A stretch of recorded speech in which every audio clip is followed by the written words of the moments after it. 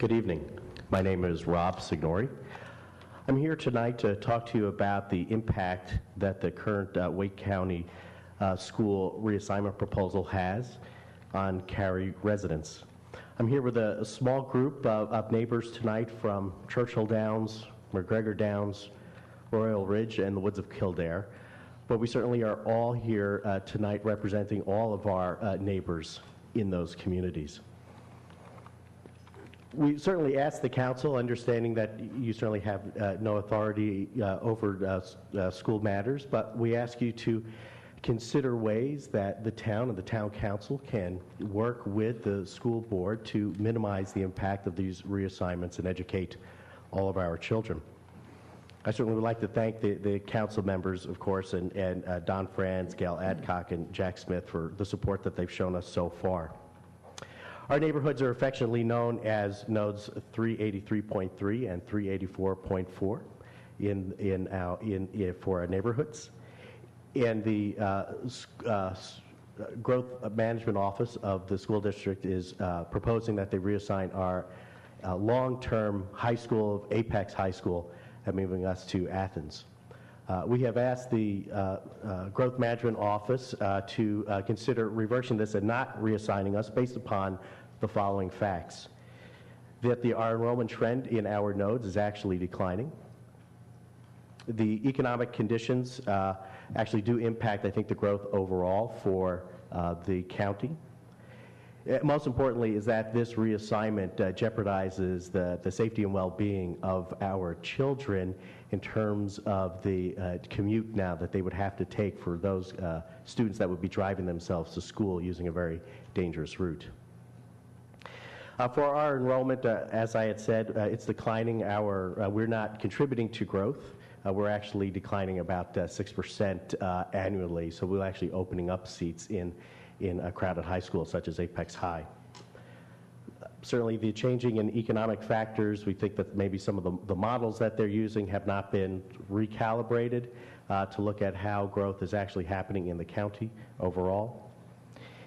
In the reassignment to Athens High would require our students to actually travel a very dangerous route on the US 1 and I-40 corridor during rush hour traffic in very high traffic conditions with dangerous sun glare, which is certainly does increase the risk. And as we all know, that traffic accidents is certainly a leading cause of injury for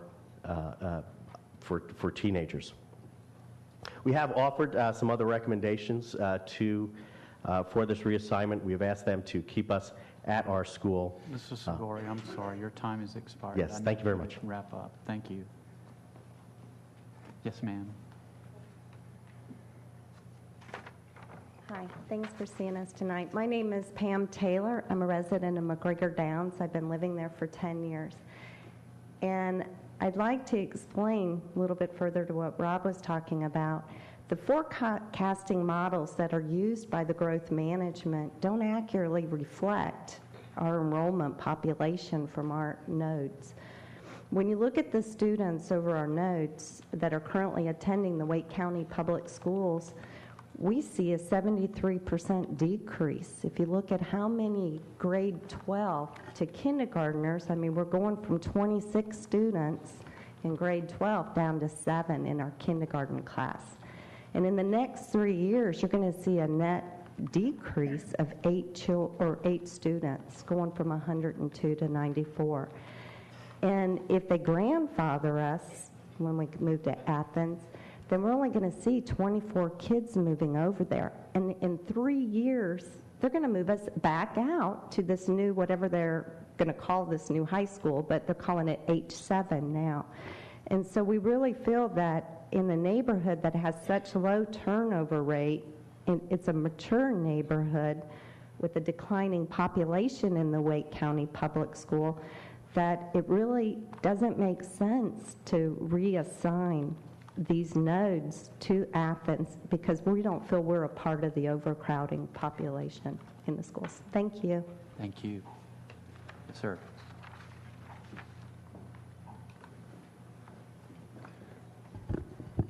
Good evening. My name is Mike Walsh, and I too am a resident of McGregor Downs, node 384.4, and I would like to also comment on the reassignment plan.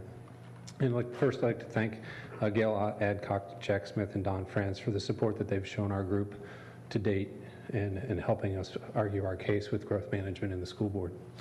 I'm going to talk a little bit about the cost of this reassignment as far as taxpayers go. I have 4 children in the school system, and we'll be doing this. Affects me for a very long time, which is why we're passionate about it. By leaving our neighborhood and our nodes at Apex High School, we can save a significant amount of money as taxpayers. It's particularly important this year as Wake County schools are required to implement $15 to $16 million in budget cuts while maintaining a high level of academic programs and retaining their excellent teachers. The 2008-2009 Wake County School Department's transportation budget is $7.2 million in the proposal. Last year it was $5 million. The increased budget allocation was directly attributable to the increased price of diesel fuel, of which Wake County uses 13,000 gallons a day to support the 17 million miles they drive every year with school buses. Last year, Wake County schools used $2.2 million from the rainy day fund to supplement the cost of diesel fuel that was not covered by the state.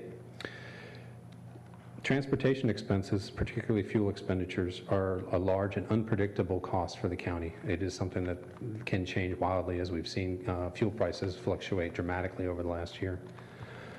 Growth management's proposal directly increases the school operating costs by increasing bus route distances. In our case, it is a round-trip increase of 8 miles per day for a single bus route.